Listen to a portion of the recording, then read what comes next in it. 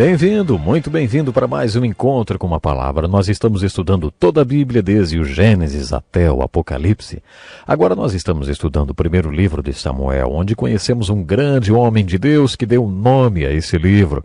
Samuel foi um grande profeta e também um líder político do povo de Deus. O segundo personagem enfatizado nesse livro é um homem que se tornou um impressionante alerta para nós, Saul. Saul é uma figura controversa nas Escrituras. Existem também muitas discussões teológicas entre o povo de Deus, e uma delas é a seguinte: se você nasceu de novo e tem a vida espiritual descrita na Bíblia, você pode perdê-la? Será que é possível que uma pessoa hoje seja salva e amanhã perca a salvação? Se o filho pródigo tivesse morrido lá no meio dos porcos, ele estaria perdido? Saul parecia ser uma pessoa que teve uma experiência espiritual genuína. No nosso primeiro contato com ele, vemos que ele não era nada espiritual. Mas aí ele teve uma grande experiência, e a seguinte pergunta foi feita em 1 Samuel. Está também Saul entre os profetas? Por causa da experiência que teve, ele foi considerado como sendo do grupo dos profetas e estava profetizando. Mas à medida que estudamos a sua vida, torna-se óbvio que Saul perdeu a sua espiritualidade. O capítulo 9 de 1 Samuel inicia a narrativa sobre esse homem Saul. Havia um homem cujo nome era Quis e que tinha um filho chamado Saul. Lemos que Saul se sobressaía dos ombros para cima em todo o país. Ele era um homem muito alto e ele era também o mais bonito em todo Israel. Naquele tempo, ser alto era uma grande vantagem, era muito valorizado. Eu tenho um amigo que tem 2 filhos e quando um deles tinha 15 anos e estava em fase de crescimento, chamou esse meu amigo pastor para conversar e disse: "Ô, meu pai, eu estou crescendo muito, estou muito alto, tem alguma coisa errada comigo, os meus amigos estão rindo de mim por causa da minha altura e do tamanho dos meus pés." Aí o meu amigo pastor disse que teve que tentar de tudo para convencer o garoto que ser alto era uma vantagem. Ele pegou uma porção de revistas e jornais e mostrou que todos os modelos eram altos, eram bonitos e eram magros, não eram gordos como seu pai. É interessante isso, mas nos tempos do Velho Testamento, todo mundo achava isso. Era importante ser alto, ser bonito. O fato de Saul ser o mais alto e o mais bonito, era algo muito importante. No nosso primeiro contato com Saul, ele não parece ser muito espiritual, não. Os jumentos do seu pai tinham se perdido e o jovem Saul e seu amigo saíram para procurá-los. Mas eles não conseguiram encontrá-los e, quando já estavam prestes a desistir, o amigo de Saul disse: "Existe nessa região um profeta que pode responder a qualquer pergunta. Por que não perguntamos para ele onde os jumentos estão?" Então eles foram até Samuel para que ele desse o paradeiro dos jumentos. As Escrituras relatam que um dia antes Deus já tinha falado para Samuel: "Amanhã, a estas horas, um jovem da tribo de Benjamim virá até você. Eu quero que você o unja como o rei de Israel." Samuel, portanto, já sabia que Saul estava para chegar. Quando Saul chegou no lugar onde o profeta estava e já estava pronto para perguntar onde estavam os jumentos, levou um grande susto. Samuel já sabia quem era Saul e estava esperando por ele. Ele convidou Saul para um banquete, ofereceu a ele um pedaço especial de carne e disse: "Eu preparei essa ceia para você. Já estava te esperando. A propósito, não se preocupe com os jumentos. Toda a riqueza de Israel será sua agora." A resposta de Saul foi uma frase que nós já conhecemos: "Desculpe-me, mas eu sou da tribo de Benjamim, a menor de Israel. Minha família é a de menor prestígio em toda a tribo. Eu acho que você pegou o homem errado." Isso não lhe parece familiar? Muitos líderes, quando foram chamados, se sentiram assim: "Ei, você pegou o homem errado. Eu não sou ninguém. Sou um zero à esquerda. Sou o mais fraco de todos." Foi isso que Gideão disse. Foi isso que muitos deles disseram, inclusive Moisés. Mas essa atitude tem um lado positivo. Você se lembra da guerra civil que houve, relatada no final do livro de Juízes? Pois é, a tribo de Benjamim lutou contra todas as outras tribos e quase acabou com todas elas. Então Deus interviu a favor dessas outras tribos.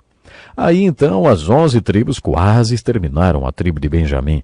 Sobraram apenas 600 benjamitas quando Deus interviu pela segunda vez. Deus disse: "Eu não quero que nenhuma das minhas tribos pereça na face da terra." Então os 600 benjamitas foram levados para um lugar no deserto. As outras tribos levaram mulheres para eles e disseram: "Aqui estão. Procriem, porque Deus diz que não quer que nenhuma das suas tribos seja exterminada na face da terra. Essa era a história de Saul. Por isso ele disse: eu venho da menor tribo e sou o mais fraco de todos. Mas Samuel o ungiu como o primeiro rei de Israel, porque Deus o mandou fazer isso. Acho lindo o final dessa história. Então, naquele dia, Saul partiu o pão com Samuel. Eu tenho certeza que Saul jamais se esqueceu daquele dia. Tem um amigo pastor que contou uma experiência interessante para mim. Ele disse assim: alguns anos, quando eu era presidente da Associação Ministerial, pediram-me para recepcionar uma pessoa muito importante no aeroporto. Era um servo de Deus. Seu nome era Dr. Abraham Vereid. Nunca tinha ouvido falar dele antes. Foi ele quem criou o café da manhã e oração com o presidente da República em Washington, na capital dos Estados Unidos. Ele tinha um ministério fantástico, era um homem muito espiritual. Alguns dos homens que o acompanhavam ficaram comigo e eu tinha que levá-los para o jantar. Eu não tinha condições de pagar um jantar para toda aquela gente e eu não sabia o que fazer. Estava quase tendo um ataque do coração naquele restaurante. Aí, meu amigo disse, eu olhei o menu e pensei comigo, com uma oração: ah, se todo mundo pedisse esse prato de linguado barato, aí ficaria mais fácil. Dr. Vereid vira-se para o garçom e diz: eu vou querer esse prato de linguado aqui. Olha, na verdade nós vamos todos comer linguado, porque nós estamos com pressa. Eu pensei comigo, esse homem está em contato direto com Deus. Quando eu o encontrei no aeroporto, ele segurou minha mão e disse: você é jovem, já conhece a Deus? Ele tinha um cabelão branco, parecia um profeta. Não dava para dizer se ele estava falando com Deus ou com você. No meio da conversa, de repente, você percebia que ele não estava mais falando com você, mas com o Senhor. Aí você abaixava a cabeça e percebia que ele estava falando outra vez com você. Sabe, ele era muito espiritual. E esse meu amigo pastor diz: depois daquele jantar eu o levei para a igreja onde ele iria pregar naquela noite. Nunca vou esquecer isso. Antes de entrar no templo, ele me levou para o canto e perguntou o que eu iria fazer no dia seguinte. Eu disse que iria dar uma aula bíblica. E ele falou: vamos entregar isso para Deus. Passou o braço no meu ombro e orou por mim. Nunca me esquecerei dessa experiência, o meu amigo fala. No dia seguinte, durante a minha aula bíblica, eu achei que seria arrebatado ou alguma coisa, porque tamanha era a unção naquele dia, tamanha era a unção naquela aula. Quando eu parti o pão com o Dr. Abraham Vereid, a minha vida mudou. Minha experiência com ele me deu uma ideia do que significou para Saul encontrar-se com Samuel e partir o pão com ele, disse esse meu amigo. E ele tinha razão. Saul foi ungido rei, mas não foi um bom rei. Sua vida, portanto, tornou-se um alerta. Ele poderia ter sido um grande homem espiritual. Mais tarde na história, Samuel disse algo impressionante para Saul. Quando Samuel tirou o reinado de Saul, na verdade, quando Samuel demitiu Saul, ele disse: Deus tinha planejado fazer de você e de seus descendentes reis de Israel para sempre, mas agora o reino será tirado de você. Parece que isso significou que Saul e seus descendentes jamais seriam reis. Mas Saul escolheu desobedecer a Deus e por isso Deus teve que tirá-lo. Saul parecia ter sido profundamente afetado por suas experiências espirituais. Samuel disse: você vai subir esse monte. Quando chegar onde está a guarnição dos filisteus, vai acontecer tal e tal coisa com você. Então você encontrará 3 homens que estarão descendo o monte. Eles estarão segurando tal coisa e farão isso e isso, e você fará aquilo outro, viu? Samuel previu todos esses sinais que foram cumpridos ao pé da letra. O sinal mais importante que Samuel previu foi: Deus dará a você um novo coração. Seu espírito virá sobre você de maneira poderosa e você será transformado. Todas essas coisas aconteceram com Saul e pareceu que ele tinha sido muito afetado por todas elas. Porém, Saul desobedeceu a Deus 2 vezes. Não uma vez, mas 2. Ele entrou numa batalha contra os filisteus e o seu exército estava desertando.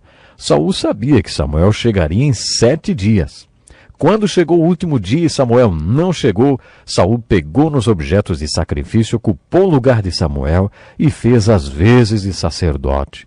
Quando Samuel chegou, ficou muito chateado com Saul. Tudo isso está registrado no capítulo 13 do primeiro livro de Samuel. Foi aí que pela primeira vez nós ouvimos falar de Davi. Samuel disse a Saul: seu estúpido, você desobedeceu a Deus. Deus tirará o reino de você e dará um homem que tem o coração segundo o coração de Deus e que faria a vontade dele. Ele já achou esse homem que é melhor do que você. Essa é a primeira vez que ouvimos falar de Davi. Davi era esse homem, segundo o coração de Deus, que faria a vontade dele. Parecia que Deus tinha dado a Saul uma segunda chance, e aí Saul desobedeceu a Deus pela segunda vez. Ele recebeu ordens de combater os amalequitas e exterminá-los totalmente. Ele teria que destruir tudo, todo o povo e todo o despojo. Ficou bem claro, bois, ovelhas, camelos, jumentos, tudo.